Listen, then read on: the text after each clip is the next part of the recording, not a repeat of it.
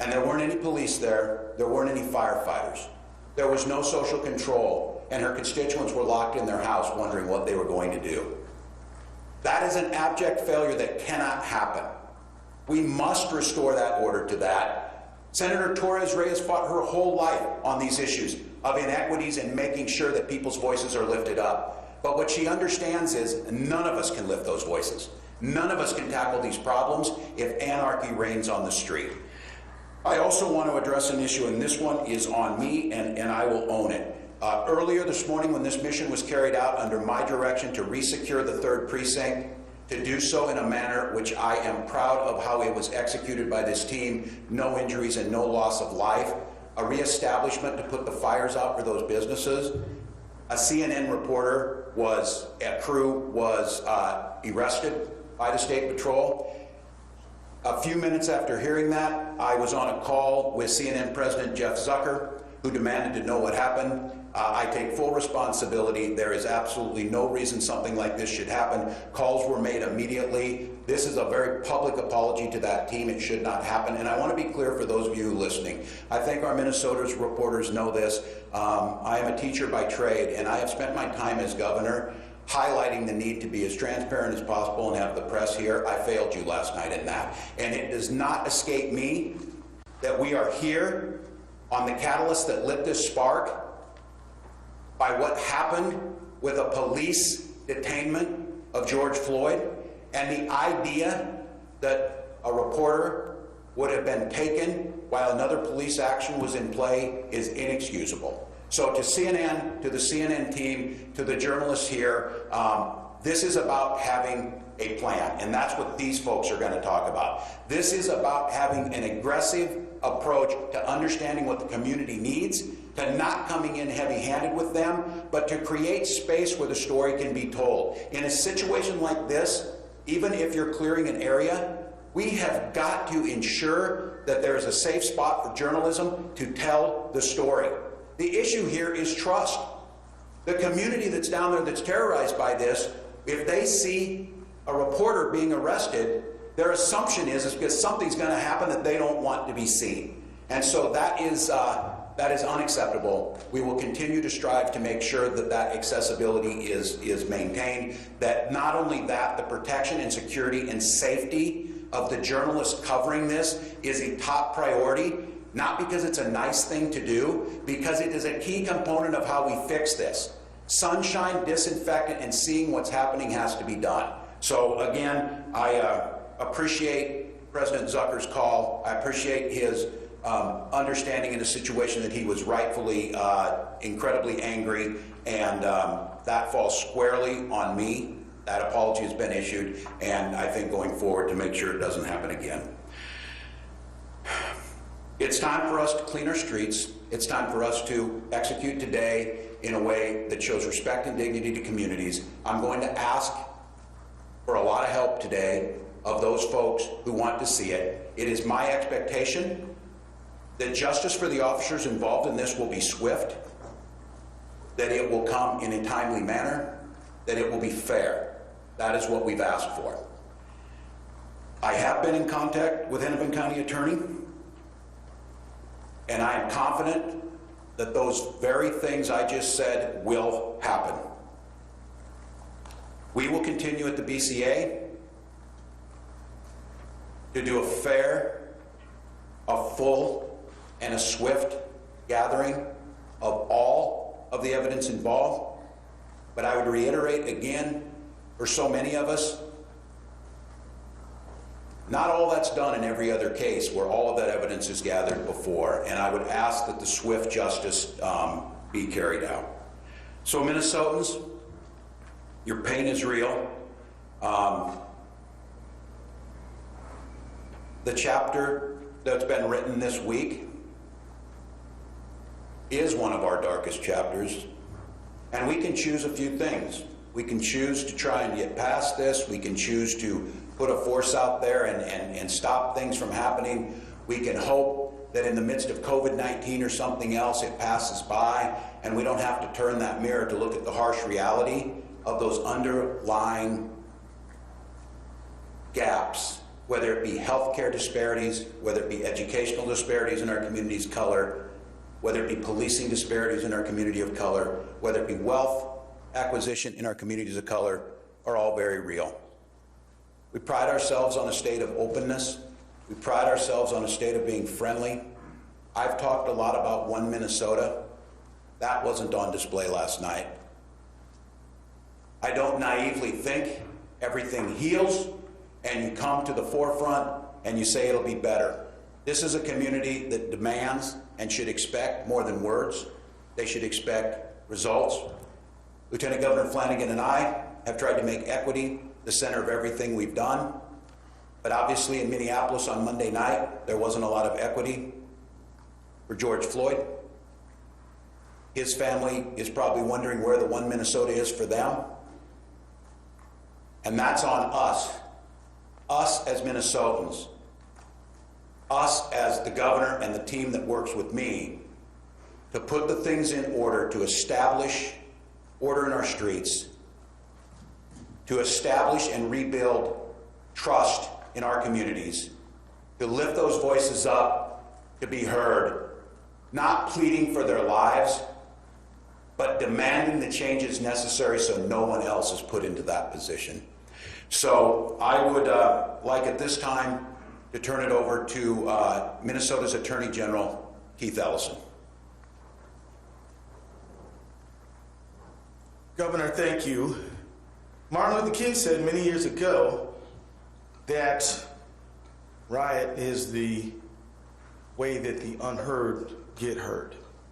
He didn't condone it, but he said to the nation, as a person who always protested peacefully, that don't just dismiss that and ignore it and relegate it to just criminality and bad behavior. Actually ask yourself, what's going on there?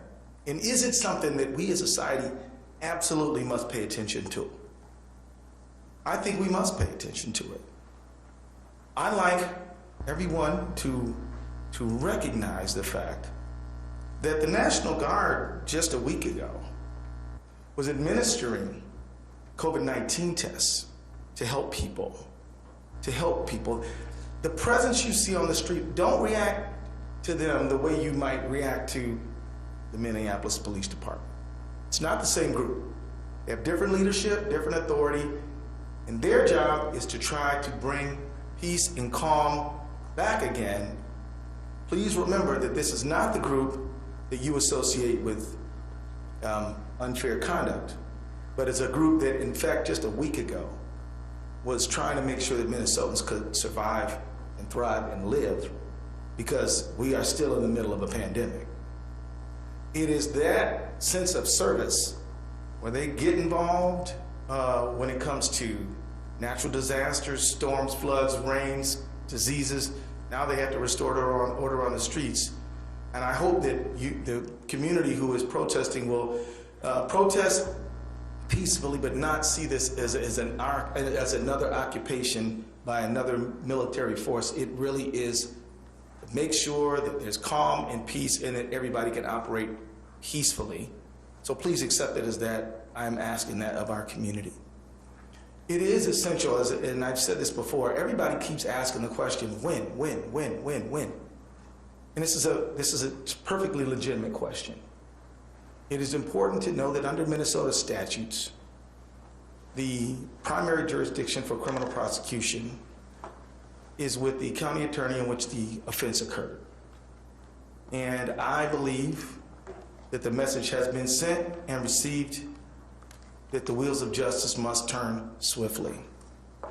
Not unjustly, expeditiously, thoroughly, fairly, but swiftly.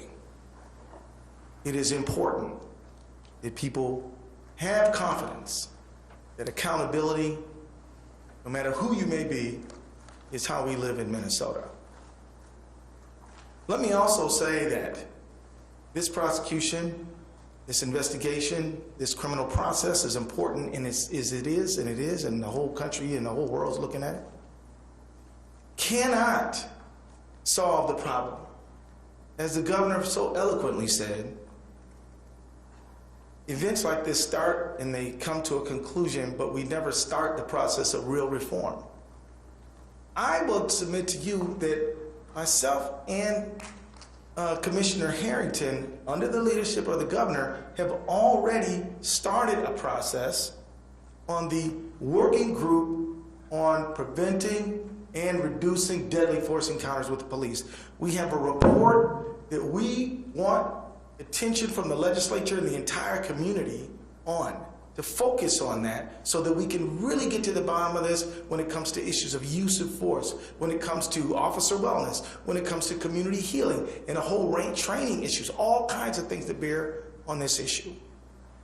And it's not just those things. I believe that the real work of our working group is the implementation of this, and that really begins in earnest now and is more important now, I think, than ever. So I just want to, as I conclude my remarks, I want to say that we have to have a situation where Lake Street, a precious jewel of our state, is a place where Minnesotans can walk again, where businesses can be safe again. But I want to be clear that if the message was, this situation with Mr. Floyd is intolerable, absolutely unacceptable, and must change, that message has been sent and received as well. And the governor, myself, the lieutenant governor, all of us are committed to that long-term change. And I can tell you that I spoke with many legislators who feel the exact same way. People in the philanthropic community feel the exact same way. So I think we're going to do some real change. We're not just going to fix the windows and sweep up the glass. We're going to fix the broken, shattered society that leaves so many people behind based on their historical legacy of being in bondage and servitude, then second-class citizenship, and now fraught with disparities from everything from incarceration to housing to wages to everything else. And so with that, I want to hand it over to General Jensen, Major General Jensen, who will further elaborate. Thank you very much.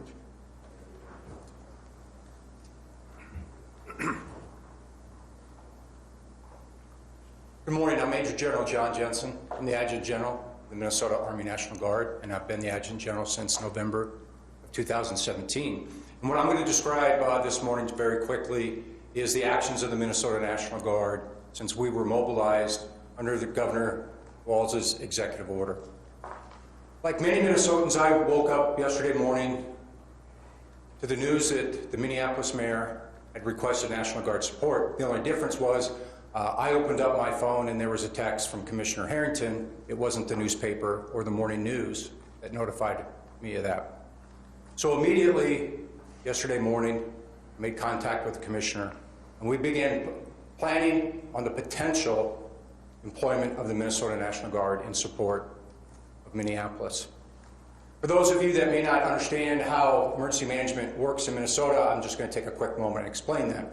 In Minnesota, county emergency management coordinators or the mayors of Minneapolis, St. Paul, Rochester, and Duluth may request National Guard support through the state EOC.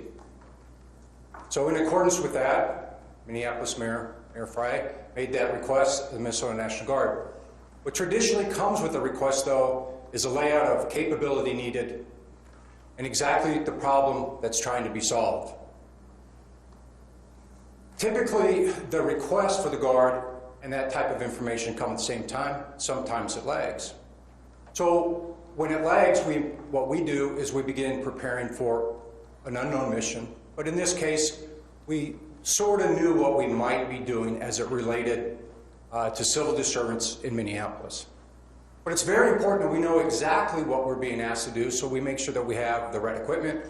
We mobilize the right number of soldiers and the right number of soldiers and airmen to support those soldiers that are going to conduct the mission. That element was lacking.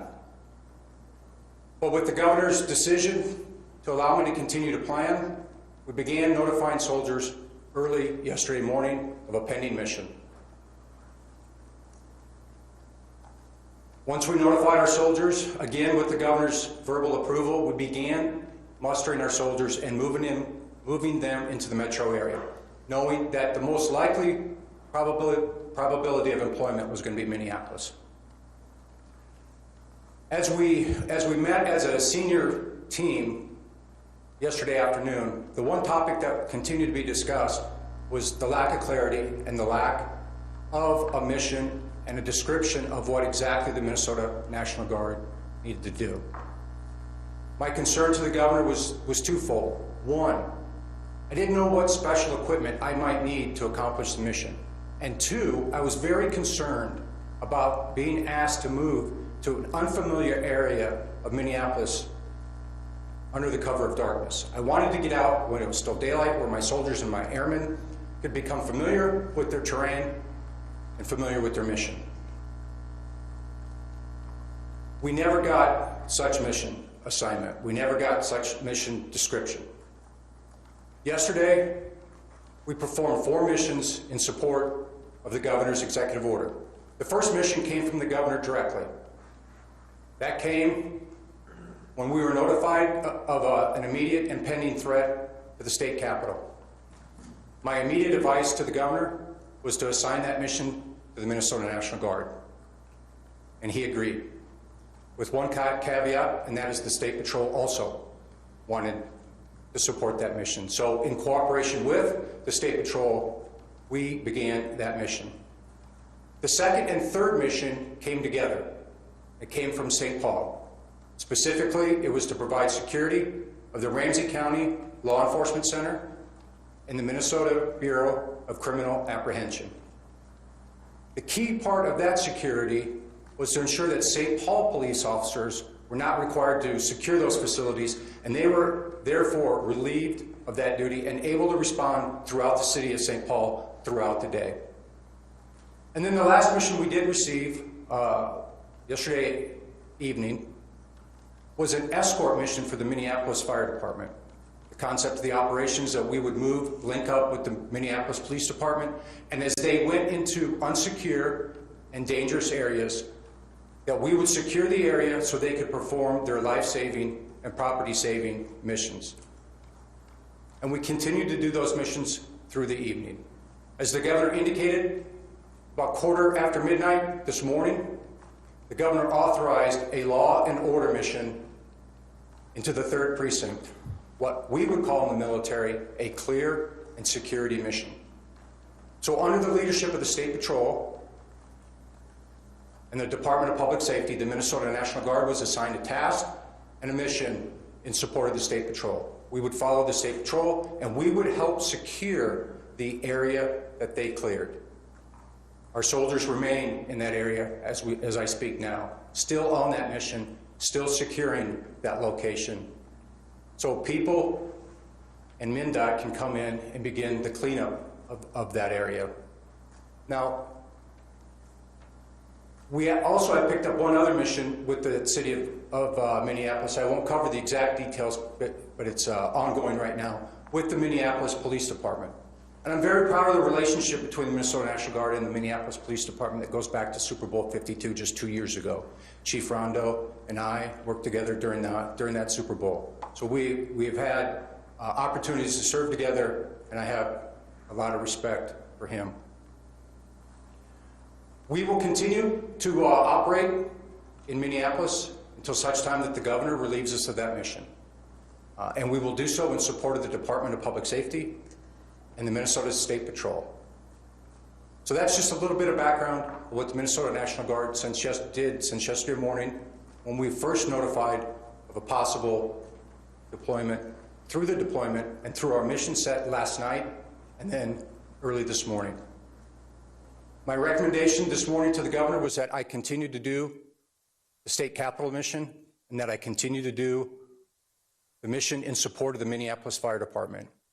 I believe both of those are very critical mission, both to the state and to Minneapolis.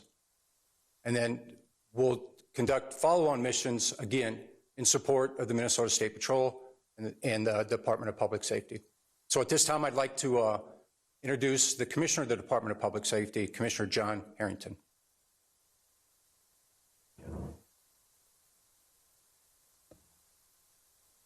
Good morning. My name is John Harrington. I'm the Commissioner of the Department of Public Safety. Governor Walz tasked me to prepare options and capacities and capabilities to respond to the civil unrest, protests, but more importantly, and really more directly, to the unlawful behavior of the arsonists, the thieves, the burglars, the vandals who were tearing apart the city of Minneapolis. I want that to be clear that that's, I think, a clear line of demarcation that we were operating under, because it is fundamental to the Department of Public Safety, it is fundamental to the State Patrol that we take an oath to support the Constitution, and that we believe that our work is absolutely essential to allow everyone's First Amendment right to have their voices heard. We were not deployed, and we have not been deployed, and we will not be deployed to stifle free speech. But we will not and cannot allow unlawful, dangerous behavior to continue. I am particularly proud of our relationship with both the Minnesota National Guard, Commissioner Stroman from the Department of Natural Resources, and Colonel Langer, who works for the Department of Public Safety as the Colonel for the Minnesota State Patrol. We called and they came. And literally it was that, it doesn't make it much more complicated than that. I said, I'm gonna need you, and I'm gonna need you here in the city, and I may need you for 2 or 3 days, and I may need you longer than that, and I can't tell you what I'm gonna need you to do yet, but I know I need you. And they came. They began preparing readiness to be able to move folks from all over the state of Minnesota, literally from miles and miles away, to come to the metro area to be prepared to help us keep the peace. Over the course of the day, I met with my counterparts in Minneapolis and St. Paul, Chief Arredondo and Chief Axtell, to talk about what missions they needed the state to help them fulfill. The Department of Public Safety at that point was calling to say, we are here to support you. We are your partners. Tell us what you need and we will backfill. We will fill in the gaps. Tell us what you need for resources and we will help you get it. And we did get some very specific missions, and in other cases, we got no real mission at all. And in the absence of a real mission, we began to identify where the critical needs were. We tasked the State Patrol, we tasked DNR, we tasked the Minnesota National Guard to meet specific missions that we were requested to do. But we also tasked them with being flexible, because we knew that if things continued to devolve, that we might need to pivot and we might need to shift from a static post of guarding critical infrastructure to a fast-moving operational approach of restoring order. About midnight last night, I was party to a call where that pivot had to be made, where the mayor of Minneapolis called and said they had no more resources and they were not able to meet the public safety needs and control the behaviors that were occurring on Lake Street. They had lost the 3rd precinct. There was concerns about a gas main, and there was concerns about continued looting and fire burning throughout the city of Minneapolis. And different than our first night, I had comparable concerns of looting and fires being set in the city of St. Paul, and so we had to divide our resources to meet the needs of both of the twin cities. The task the governor gave me was pretty simple, actually. It was to pull together a team that could go in, keep the peace, protect people, protect them, protect their safety, protect their lives, protect their liberty, and to protect property that was being burned up literally every minute that we delayed. The Hennepin County Sheriff was one of my first calls, and Sheriff Hutchinson immediately moved into action to give us support. We already had DNR, we already had State Patrol, we already had Minnesota National Guard. We had it available, but we hadn't tasked them with what we needed to do yet, and we had to create a plan. The U of M police chief, Matt Clark, offered support. Eddie Frizzell, the chief of police for Metro Transit, offered support. And with that team together, we put together a 250 ballpark cadre team to go in and restore order on Lake Street. We created a mission. It was very specific. I am a mission-driven person. We talked about the fact that we were going to be respectful of people's rights, that we were going to keep the peace and make people safe, and that we were going to follow our training and protocols by making a public announcement that they needed to clear the streets, and that if they didn't clear the streets, arrests were imminent. We made those announcements. We made those announcements repeatedly so that no one would be confused about what our intent was or what we were there to do. And then, having made our announcements, we began to move to clear those streets. I will tell you that the vast majority of the great people of Minnesota and the great people of Minneapolis who are still having their guts ripped out about the Lloyd murder, and we'll call it a murder, that's what it looked like to me. I don't want to prejudice this from a criminal perspective, and I'm just calling it what I see at that point.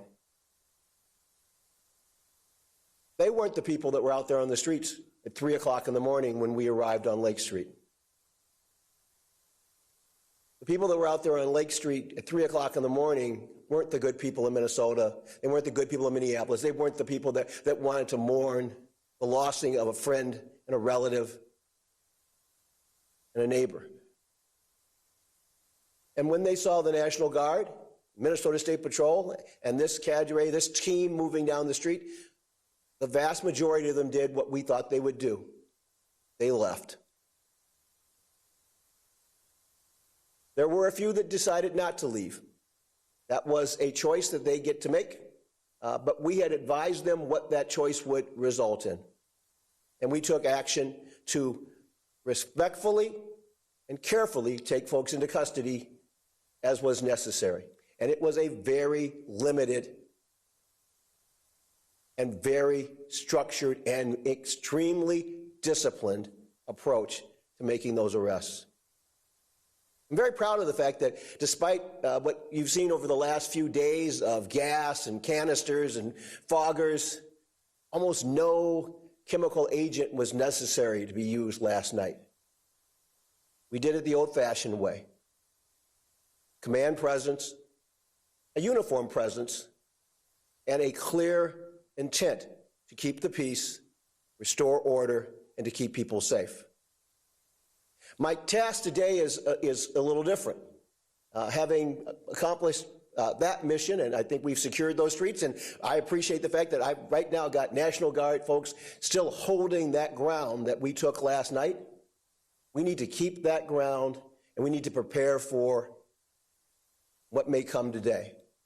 Our task today is we're bringing together a unified command of metro area police departments, sheriff's departments, and other law enforcement jurisdictions and other public safety entities into a multi-agency command center where we will create a plan that will keep the peace, maintain the peace, and prevent further lawless behavior in the city of Minneapolis, in the city of St. Paul, and in the surrounding suburbs.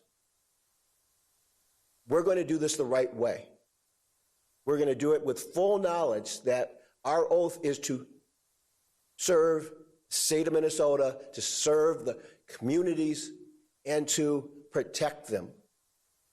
We are fully confident that we can do that mission and that we can do it while still ensuring that the constitutional rights of those who need to have their voices heard and who need to freely assemble can be protected.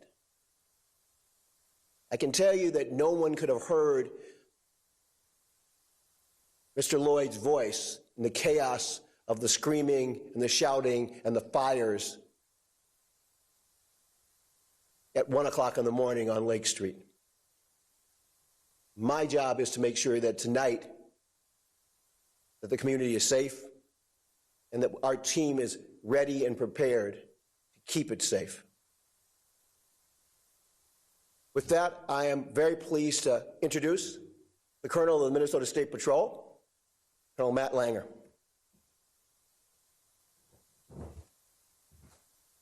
Well, thank you, Commissioner. My name is Matt Langer, and I have the honor and privilege of serving as Chief of the Minnesota State Patrol. I don't need to rehash what the Commissioner went through in terms of the detail that he provided on the role of the Minnesota State Patrol as it pertains to the city of Minneapolis this week. I was thinking about what to say about this week, and difficult is the first word that comes to mind, and it doesn't seem to represent everything that has occurred this week well enough, but it certainly represents the challenges that the Minnesota State Patrol has faced the last couple of nights as we have worked hard to combat the lawlessness, the dangerous behavior, and the criminal activity that has occurred both in the city of Minneapolis and other places. I'll speak specifically to last night because, as you've heard, shortly after midnight, between midnight and 1 a.m., Governor Walz asked the State Patrol to lead an event in the city of Minneapolis to quell the unrest that was occurring in and around the 3rd Precinct. There were many challenges in that area. One of the main challenges in that area was that there were fires set, and the Minneapolis Fire Department was unable to get there and extinguish those fires because they were shelled by those that were demonstrating and choosing to make life difficult for everyone who was trying to improve the condition. So as the Commissioner explained, we assembled a team, both with the State Patrol, the DNR, the University of Minnesota, Transit PD, Hennepin County Sheriff's Office, and the National Guard, and we assembled that team quickly, swiftly, strategically, and we descended into the city of Minneapolis with the one goal in mind: to, as safely and quickly as possible, recover the ground that had been lost to lawless activity and make it safe again, and then restore order, clean the area, and get it presentable so that we can move into the future tonight and beyond with a much different picture of what it means to be a resident citizen and your ability to demonstrate peacefully. That's the mission that we took on. That's what we did overnight. It was difficult, dangerous work for everyone involved, the people that are demonstrating, those that are caught in the middle of a demonstration without the desire to demonstrate, and the first responders that are there trying to do good work. We had a few troopers that suffered minor injuries. I'm thankful they're only minor. They stayed on the line and continued their good work because we needed every single one of them to do this job. We remain ready. We're there today with the National Guard. We're doing our best to hold that ground well and to make sure that we restore order, clean that spot up to the better than it was before, and to continue our efforts to make sure that public safety is of paramount concern as we move forward both tonight and into the future, and then work together to restore order across the entire city of Minneapolis. Just as a side note, we had a couple missions other places last night. Of course, our responsibility at the state capitol, and we also assisted the city of St. Paul with some lawless behavior that was occurring on University Avenue with some of our mobile response team assets. One thing I'll note is that we have troopers in the metropolitan area from all across the state of Minnesota. That was an opportunity that we afforded the governor to make a staffing boost that is within the purview of the executive branch and within the ability of the State Patrol to do on very short notice. My hat's off to those troopers that responded, those DNR officers that responded from all across the state of Minnesota to come for an unknown period of time and to work very, very hard to make Minnesota what we believe it should be, a safe place for everybody. Thank you. I would note before we take questions, and we will try and make sure we answer every one or as many as you need to ask, I would note to the reporters here in Minnesota, it was about 3 weeks ago I stood in front of you and as we passed 500 deaths by COVID-19, and said that on about the 29th of May we would pass 1,000. That will happen today. So in the midst of this pandemic, we are still working that. We believe, again, numbers are down. ICU bed capacity is stable, and we are doing everything we can. And as you heard from the folks speaking, the vast majority of people out there who were expressing their First Amendment rights and the rage over what happened to George Floyd were wearing masks, and we're trying their best to social distance and not touch things. I would, before I go to questions, note that the desire to get back to normal is so overwhelming for everyone. When so many in Minnesota would said, what else could happen? We've witnessed this, but I think it's an important time to pause about that is, the problem is for so many of us, thinking that normal is where we want to go. Normal was not working for many communities. Normal was not working for George Floyd pre-COVID-19. It's certainly not working now. And so I think, as you heard the Attorney General talk about, that work that we're trying to look at to use this as a point, and not just rhetorically, but a point to make those changes. With that, Mary, we'll start. The press, I failed you last night. What about the public? The public did not see you, hear you. You did not address the public the last 2 nights. Well, I certainly don't think it's important to be on TV. I think what you expected me to do is to be there. Is we were in a support role as state law shows, and once it became apparent to me that the city of Minneapolis would not be able to complete that, I was directing the state to take that over. This is my responsibility. Effectively and enough to the public your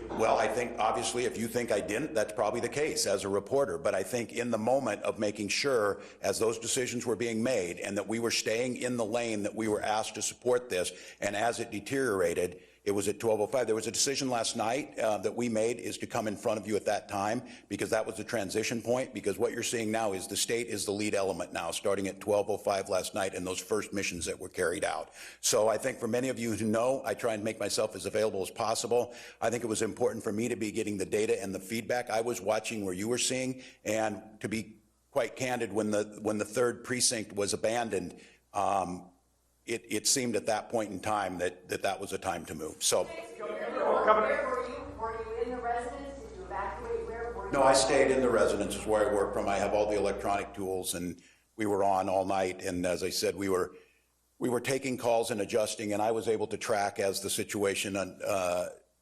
evolved on going down. There was a dangerous task that I tasked the State Patrol and the National Guard to go down and take that. Those of you who were watching that as I was, as the lawlessness was burning down the third precinct or whatever, that can't be allowed to happen. It took a little while to plan this to get going, but that's where I was at to make sure it was executed. Governor Walz, there were millions of Americans and Minnesotans certainly watching on their TV screens as this unfolded last night. There was almost a complete lack of visibility of local police, state police, National Guard. After much fanfare about how the National Guard was coming in, people watched buildings burn, public and private. How could there not have been a clear mission for the National Guard when they were called in and you knew things were going to happen last night? Yeah, I will let my leadership come back up there. You're absolutely right, and I think that speaks to itself that by shortly after 10 o'clock, it became apparent that structure would go. The way this works is the mayors ask and they take charge and lead on the missions. I'll let the folks come up here said, I see that too. I think the decision made to not engage, and I want to just be clear, there's philosophically an argument to be made that an armed presence on the ground in the midst of where we just had a police killing is seen as a catalyst. My point to that is we don't need a catalyst, it's already burning. And so this is trying to strike that balance. And so I am in total agreement with that. You will not see that tonight. There will be no lack of leadership, and there will be no lack of response on the table. Follow up, should there have been a National Guard presence on every corner in those areas last night as a deterrent, as opposed to having them come in well, I would ask, and I'll answer this one, potentially, but the decision on that, as it's made from the city, and on this one, I think I would agree with them. We saw the first night, decisions were made. Up until about 8:30 last evening, it appeared that things were relatively peaceful on that. There was a decision during the day whether did you occupy the entire city and shut it down after those 24 hours. In retrospect, I'm assuming that yes, we would say that. But at the time, and again, we will not know it as proving the negative, would it have simply started that movement faster, and would we have seen it moved out of the third precinct? But yes, certainly, it's a valid critique and point. Yes. Governor, there was uncontrolled looting in St. Paul yesterday afternoon, and you're talking about making decisions at 10 o'clock. Why are you making the decisions then and not coming up with these scenarios as these things are happening just up the street from where the leadership of communities is led by local leadership, their police force. They were at that time, had sources in reserve, they were not being requested. They were not being requested, and I'm on with them. The reason we're standing here today is, if this would have been executed correctly, the state would not lead on this. The state would have supported those, and they would have moved forward. That did not happen. So now today, we're taking that. we're making the decision to go and do it moving forward. And again, I would go back to Tom's question. Had I known that we were not going to see that or the capability to do it, should the state have come in? Potentially, but I want to be very clear. This, with the exception of the state troopers who have a very specific statutory requirement on the highways, order is to the local police and sheriffs. We do not have a built-in police force. General Jensen is not a police force. DPS has experts in there, but these are not the police force that are on their streets with their people. And so that's a decision that was made. It was in reserve. And yes, keeping in mind as this unfolded, the request came from St. Paul for the Guard to be activated at 5. I had moved on a warning order earlier than that to be prepared. You're really supposed to wait until you get that and start moving them in. That wasn't going to be possible. So by 5 o'clock yesterday, our Guard troops were coming from all over. They were getting activated because of the events that happened the night before, and we were prepared to carry out those missions. And they were there. And as you heard some of these folks, those missions never came. Well, some of the things they're saying about a lack of clarity on a mission or a lack of a mission, it sounds pretty extraordinary. Is that supposed to come from Mayor Fry or from the police department? I'll let our folks talk. Yes. That was failed to be given. Yeah, again, as it relates to emergency management in Minnesota, county emergency management coordinators do exactly what you just asked. They define what they need and what they want. And then that's negotiated with the state EOC and the Department of Public Safety, along with the agency they're asking for. It's not always the National Guard. In this case, it is the National Guard. The reason why it's negotiated with National Guard is to make sure that we have the capability to do the mission that's being asked. So yes, we are always in support of the local leadership, the local civilian leadership. I have no authority to self-deploy the Minnesota National Guard anywhere in the state. I have no authority whatsoever. And so I follow exactly what you laid out. Civilian leadership, civilian elected officials make the request, and then we work with them. Because if I'm not accomplishing their task and their mission, I risk failure of mission. I also risk the chance that I might break the law, right? I can't just march my soldiers down into Minneapolis and say, hey, this is what John Jensen believes we need to do. That's not how our government works, and that's not how our military responds and reports to legitimate civilian leadership. And so what you asked is exactly right. That's exactly how it's supposed to work. Follow-up for Governor Walz. You told in the morning by Mayor Fry that the plan was to let the protesters take over the 3rd precinct. And if that's true, why did it take until 10:30 for that to happen? And then why were you not called until after midnight to take over the 3rd precinct? I think that's a question you'll have to ask Mayor Fry. It's true that you were told in the morning. I think that the commitment to hold the 3rd was not one that I felt comfortable with, and it's one we discussed during the day. But you were told So, early in the day. that the potential that the 3rd precinct would not be held, that's correct. Governor, following up on that, we were told the same thing from sources, that police in 3rd Precinct were told before noon that they would be evacuating at some point. Essentially, the directive that they felt they were hearing was they would allow it to be taken over and to burn. What is your response to that tactic, given what we saw last night? Well, obviously, that was the turning point where we were prepared, and that's where we moved in. That's where we did not believe that the 3rd should be given up, and that's why it's not, and that area was taken back by the force that we put together starting at 12:15, executed about 3:40 a.m. I simply think that I'm like all of you watching it, you can't have civil order deteriorate, and then you have to make a calculated decision about, does force going in there escalate it? Does it stop it? Does it endanger civilians and the force going in there?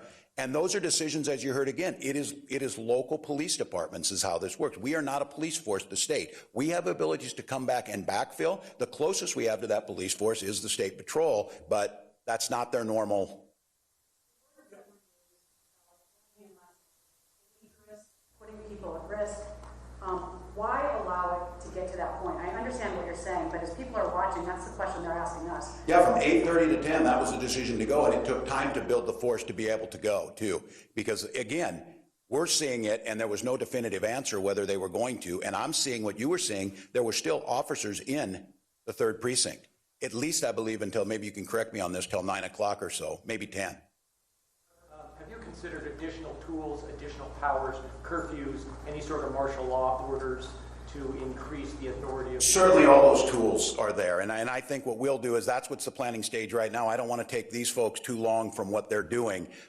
That's what's being done over the last 24 hours as we prepared for this. But once again, the order structure of this, and many of us have been involved with these. I spent 24 years in the National Guard myself. I'm very familiar of how these works. I'm very familiar with General Jensen's asking about when my troops get their mission, they get their mission order, they get a warning order, they know what they're going to need to do. I then, as an enlisted soldier, would start working with my troops to make sure they were packing the proper equipment, check it out, be ready to go, drill through the things we needed to do.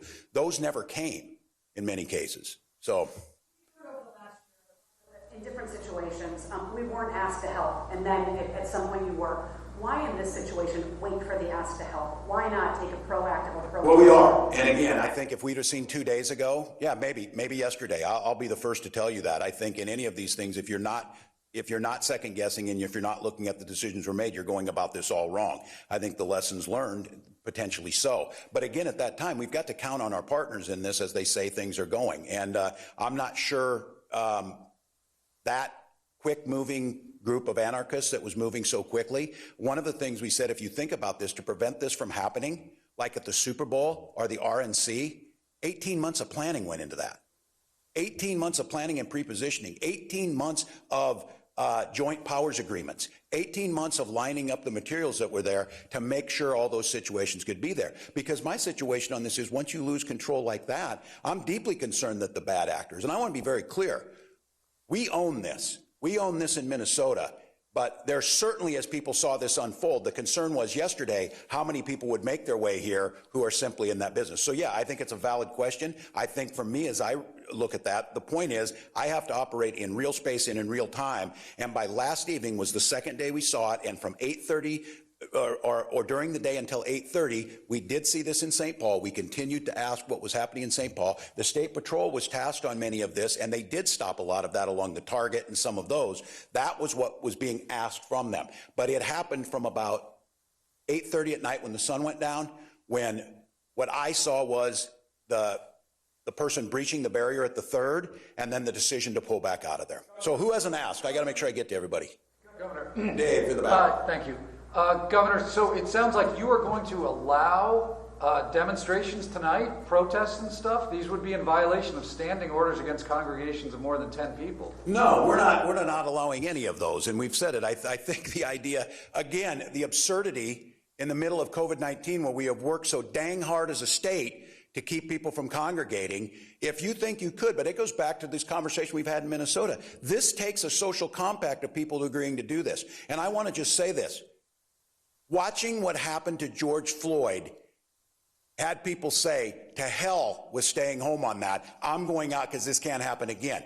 The idea that we would go in there and break up those peaceful expressions of grief and rage was ridiculous. The problem was of not having in place with an expectation that a crowd that big over such a volatile issue. We have seen this happen in city after city, whether it was Ferguson, whether it was LA. We've seen these things. That was the thing why we started planning, started asking. But again, you're seeing holes in planning. That's for darn sure as states and cities and counties on these things start to happen.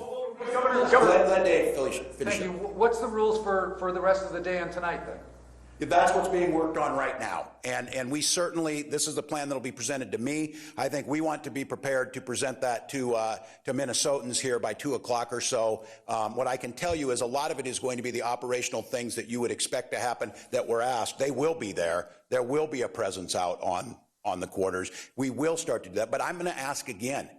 I need to ask Minnesotans, those in pain and those who feel like justice has not been served yet, you need to help us create this space so that that justice will be served, and it's my expectation that it'll be swift and that we're able to maintain that order. And so that plan will start to happen today, and it will include, we will think of all the tools that are there. I want to come back to that again.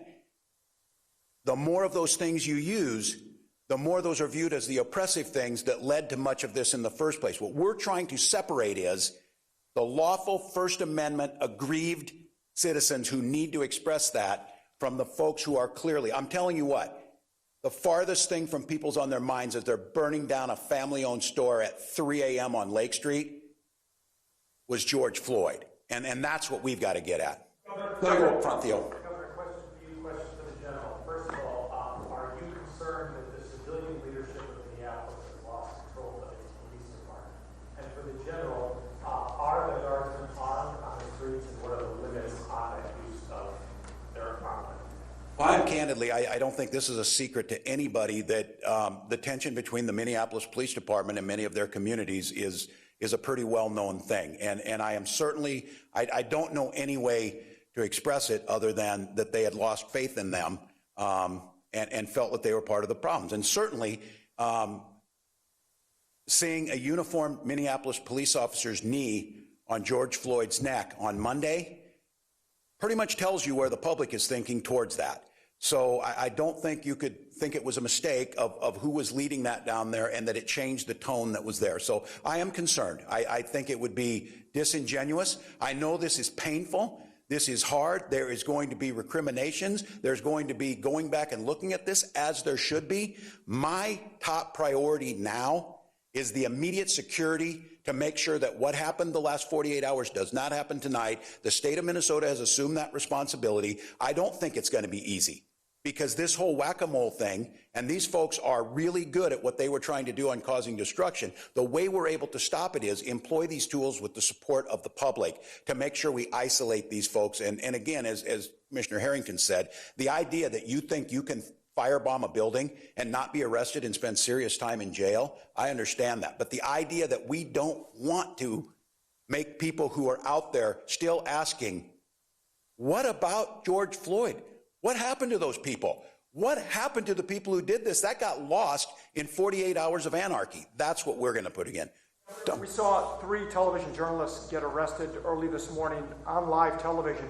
Can you or anyone up there tell me how many looters and arsonists have been arrested over the past 2 days in the Twin Cities? I'm going to use this as an opportunity again. As I said, Tom, I am deeply apologetic that this happened. I understand that the community would believe if this were targeted. As I told Jeff Zucker, the president of CNN, I don't care at this point what the circumstance was, why they got arrested. It is wrong. It is unacceptable, and we needed to correct it. As far as others, who can answer? Yeah, how many? Anybody been charged or arrested? Yes, both St. Paul and State Patrol and others have made arrests on burglary, arson charges. I believe arson charges. I know burglary for sure. That they have been arrested. There has been stops. There has been, in fact, folks incarcerated. I do not know if they've been charged yet or not, because I think most of them were done in the last 24 hours. Burglary, is that looting? Yes, it's breaking into the grocery stores, breaking into the Targets, breaking into the Walgreens. The pharmacies have been just decimated with folks we believe who are seeking Oxycontin and other opioids out of the pharmacy stock. And so we've been chasing that around, as well as chasing the folks that have been setting fires. So yes, there have been arrests made, and there will be more arrests made. Say again? Any idea of a number?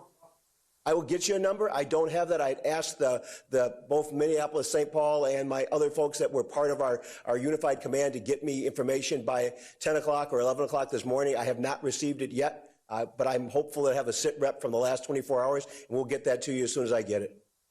Governor, I have to ask you your reaction to President Trump's tweets from last night in relation to Minnesota and what he said. Well, it's not helpful. I did speak to the president last evening. At that point in time, it was in the process of where I said we were going to assume control of this, that it was unnecessary. I did not know he was going to tweet. He certainly can. It's just not helpful. It's not helpful. The city of Minneapolis is doing everything they can. If mistakes are made and there's an accountability, we need to do that. But in the moment where we're at, in a moment that is so volatile, anything we do to add fuel to that fire is really, really challenging. So as I said, I spoke to the president. He pledged his support of anything we need in terms of supplies to get to us. There's a way to do this without inflaming. And again, this one is so difficult. As I said again, the tools of restoring order are viewed by so many as the things that have oppressed and started this problem in the first place. So it would just be more helpful at this point in time. We may, if we need support from them, it's certainly appropriate that we will ask. But at this point in time, I'm confident that the plan we put together today to restore this order So, Brian? Need to be seen at the Minneapolis Police Department? What kind of culture changes? Should there be more requirements on where officers live? Or should they live in the communities that they police? Should this Yeah, I don't know. I think maybe this is Commissioner Harrington and Attorney General Ellison. When we first came into office last year, this was one of the things we wanted. And I said this, as a governor, the nightmare scenario of having a police-involved shooting, or as any elected official, is one. So they started working this. I think I'll hear from Attorney General. Well, Governor, thank you. I think this really is the time to start talking about how we do meaningful, deep dive reform. We took a year to grab in a number of people from diverse interests in the community. We had people from the community, from the civil rights community. We had law enforcement there. We had law enforcement from across the state. We met for about a year. We had a professional assistance from the group that guided the 21st century policing process that President Obama started. And we came up with a number of key recommendations. We will get that report to you. We hope you write about it, but this supercharges the need for the effort. There was just a few recommendations, well, a few observations and a few recommendations. One observation is, a lot of the deadly force encounters that occur in our state are not concentrated in the Twin Cities. In fact, a majority of them were in greater Minnesota, although many were in the Twin Cities. Half of them were people in a mental health crisis. We talked about a number of things. We talked about officer wellness. Officers dealing from crisis to crisis to crisis need to be able to check in, get right before they go back and engage the public. We talked about changing and reviewing the standard, the use of force standard. We talked about making the sanctity of life an essential principle, which Mayor Hodges did when she was the mayor. We made the duty to intervene. We're recommending that be essential, meaning if you're a police officer, you see a fellow officer doing something wrong, you cannot just say, it's not me, you've got to do something about it. We came up with a number of other principles that I think are really helpful, very useful, involving training, reform at the post board, and a number of things. And I think that now there's a need to further the effort. I will say that I think that looking at systemic pattern and practice problems in Minneapolis Police Department is an appropriate conversation at this time. I think that we need to really do some deep diving and to make sure that our law enforcement professionals really do and really are serving the public, the whole public.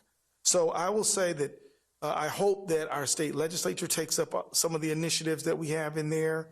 The academic community will take up some of it. Training communities will take up some of it. I mean, one of the recommendations was a joint or dual response when there are chemical or mental health crises going on, so that it's not just officers that don't have the training on how to deal with somebody who's in that situation. So that's a priority, and I'll hand it to Commissioner Harrington.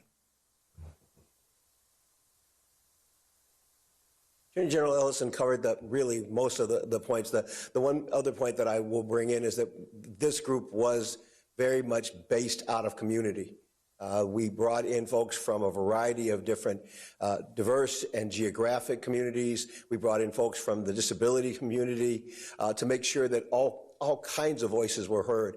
And one of the voices that I heard most clearly was the need for community healing and community health. And so one of the recommendations that we have put forward, we still think it was important before, but I've never seen it as acutely as important as it is right now, is for community healing. The question that we asked and that I ask here with you is, how does the community recover when its heart has been ripped out? That's... Sure.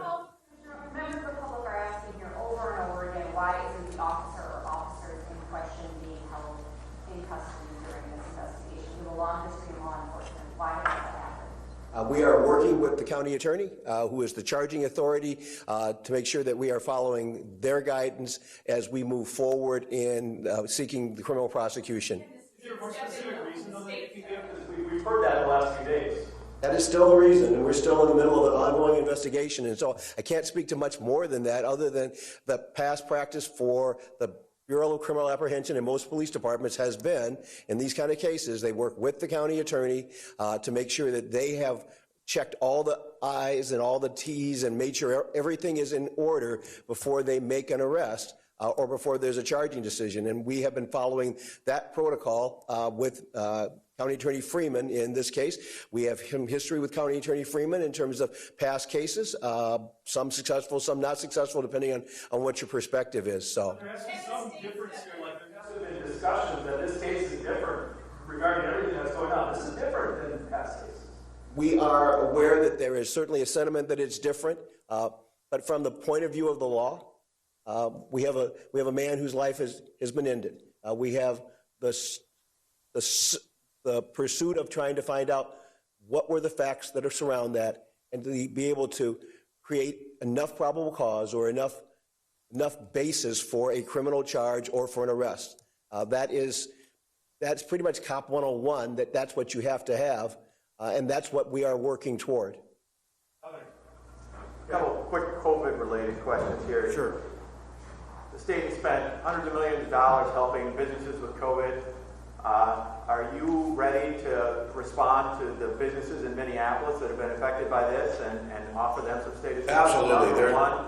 And number two, if we've been moving people out of detention because of COVID, if there are significant arrests, do we have a place to put folks because of the outbreak?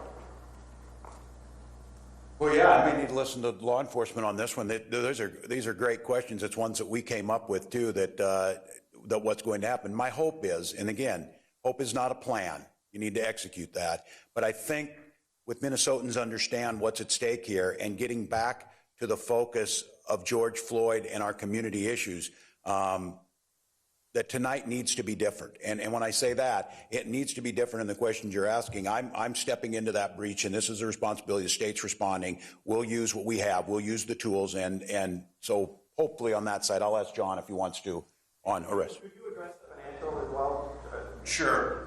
I think this is certainly something we still did not finish our work in the regular session. I think we're coming back on the 12th probably, and working with the legislature. I think there's a great desire to figure out how to do this. The tragedy of this, as I said again, is a community that felt this tragedy, a community that believes that they were that this has happened to, a community. When we say sometimes, I hear people sometimes say the system's broken.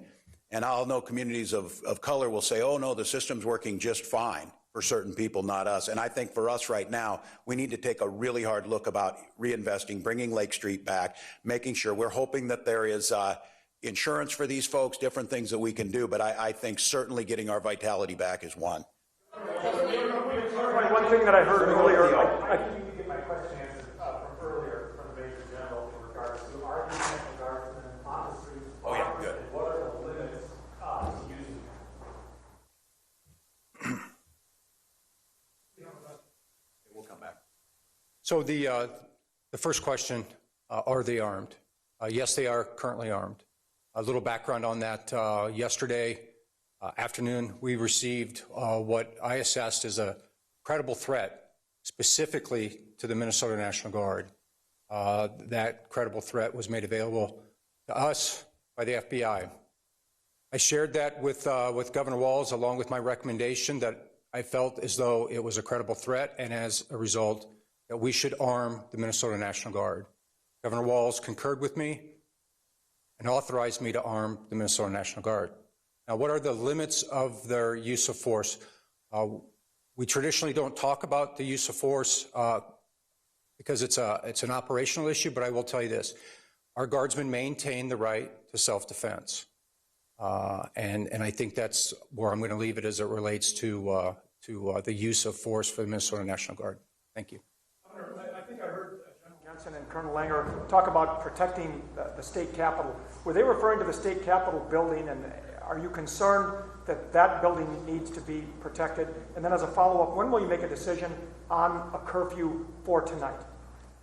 Hopefully around 2 o'clock, Tom. I'll try and I'll give you that so you know. Give us a little bit of time as they're finalizing on this, but I think that's one of the questions. Yes, and we had brought up the Capitol building before of that, these very symbolic targets that people had talked about, the folks who had, some of it was online, you saw the thing that came in. That's the one request that I made of the National Guard, and the mission that I'm asking for specifically on our troops that came in. Before the cities needed to ask for what they needed was the preservation of the Capitol and the Capitol grounds. And so that will still be in force. They'll be guarding the building physically? They are, and they have been. Yeah, that's exactly right. Governor Walz, last time Mayor Carter made the claim that he believes the agitators are not from Minneapolis or St. Paul. Is there any evidence to that? And if so, who are these people and where are they coming from? Or do we believe that most of the people that are burning down buildings and so forth are Minneapolis and St. Paul? Yeah, I certainly think, and I'm not going to speculate, we'd ask them, I think probably the assumption is there's folks that come in, but as I said earlier,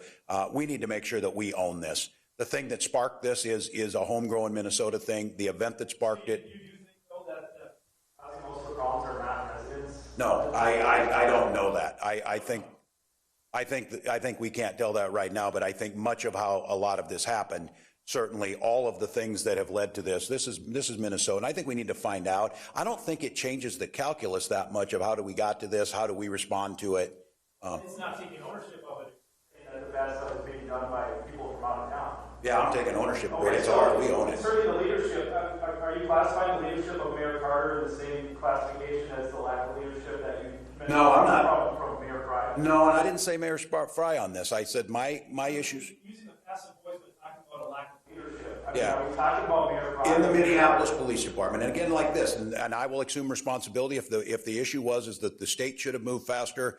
Yeah, that is on me, whether it's the forces that were underneath. So I don't think a lack of leadership. I think the lack of coordination and the lack of understanding what we needed to ask for. And again, that's in retrospect. I think that same criticism could be said to us, but the way things are lined up, that was their responsibility at that point.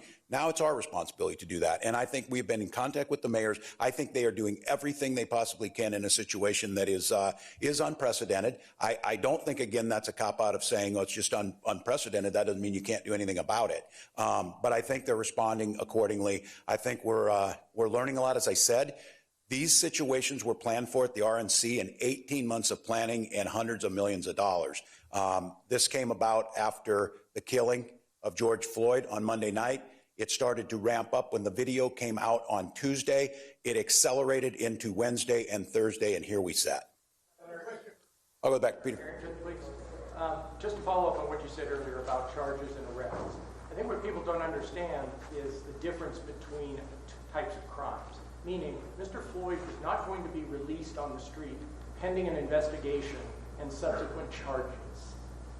Why, if you have seen what you have concluded from your eyes to be a murder, isn't someone arrested pending the completion of an investigation and pending charges? You do have the authority to arrest and hold pending charges.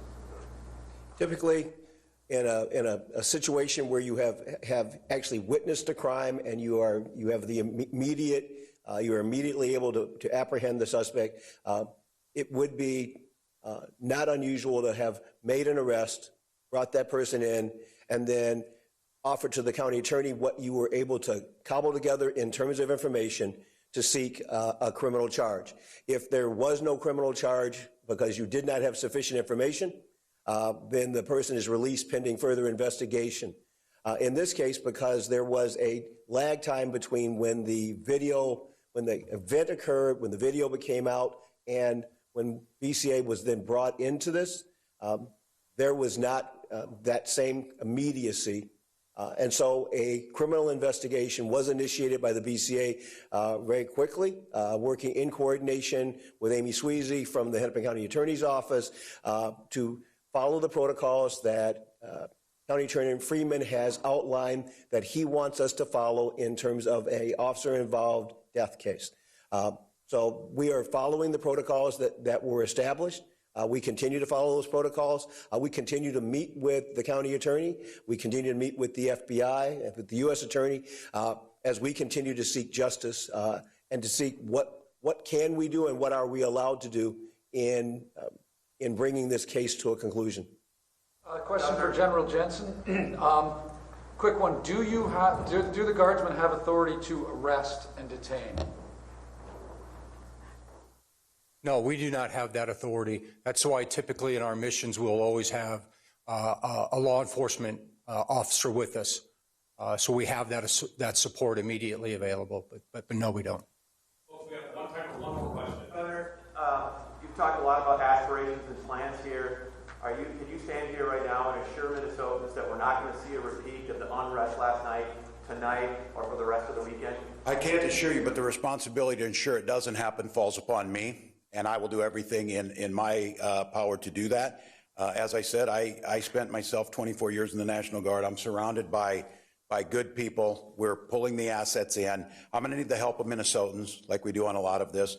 I'm going to need folks to cooperate to get this through. I want to acknowledge again that pain that people are feeling, the need to get justice. I'm just going to respond to Peter's question too on this, Peter, because it was an excellent question, asking about the charges and things.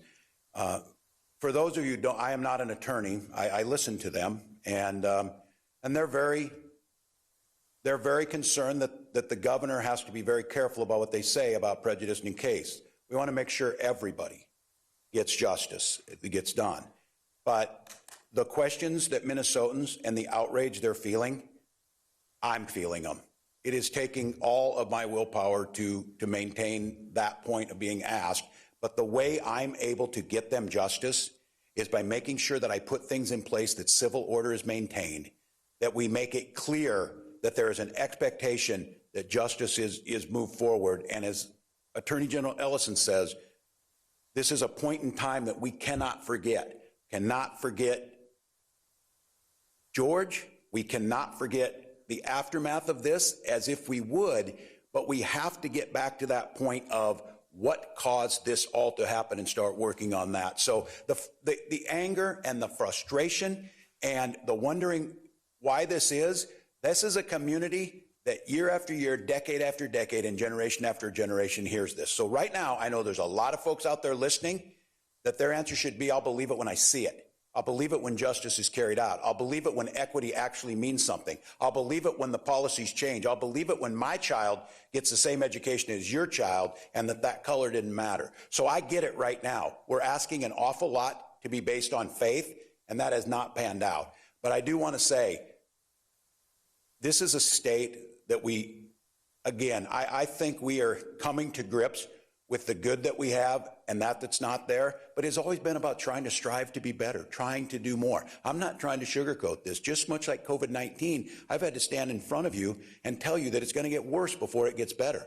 This is not going to be an easy journey. But the one thing that we have to ensure that civil order is maintained, so those changes we want to see. None of us can live in a society where roving bands go unchecked and do what they want to do, ruin property. And that the expectation is, where are the police? Where are the police? And this is the conundrum. Where are the police in the first place got us in this situation Monday night, and where are the police last night is it. And I heard from numerous people, I'm super nervous about the National Guard being brought in there. It's a flashpoint. This is a community. I understand that. I heard from some of those same people at 2 o'clock with a different tone. Where's the National Guard? Where is the National Guard? So over these next 24 to 48 hours, work with us to get the situation controlled. And I want to talk to those mayors who are up 24/7 in Minneapolis and St. Paul. It's not about calling out someone on lack of leadership. It's about an issue as it developed and all of us figuring out how we get there. This is volatile. This has been building for decades. This flashpoint came to us, and now what are we going to do about it? And it happened in the middle of an unprecedented global pandemic. So it gives us a chance. We're going to get to pick our paths very quickly here. How are we going to be seen by the world in the coming days? How are we going to be seen after that? How are we going to respond to one another? And then what are we going to do about it? And again, if I were everybody in these communities listening, I'd say, well, I'm going to believe it when I see it.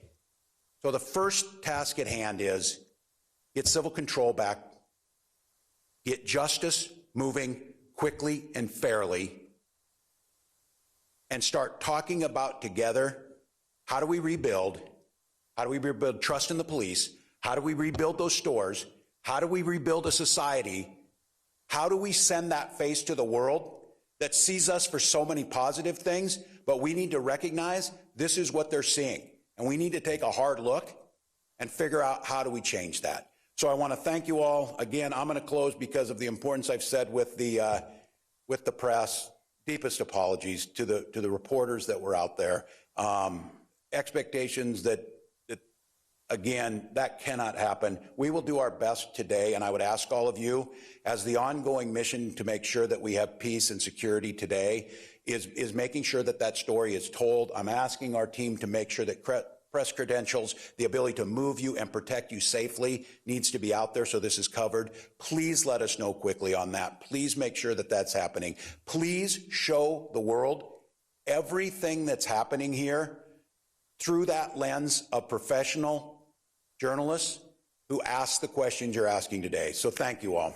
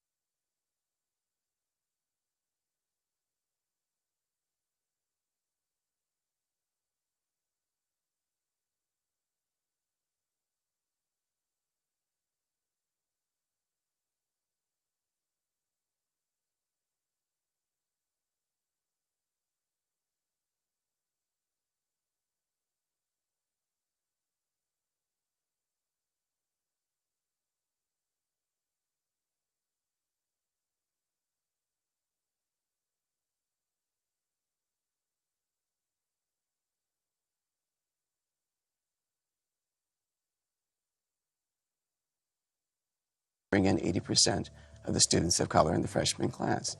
Going back before we looked at General College as an entry point for Black students, it was working class rural white students.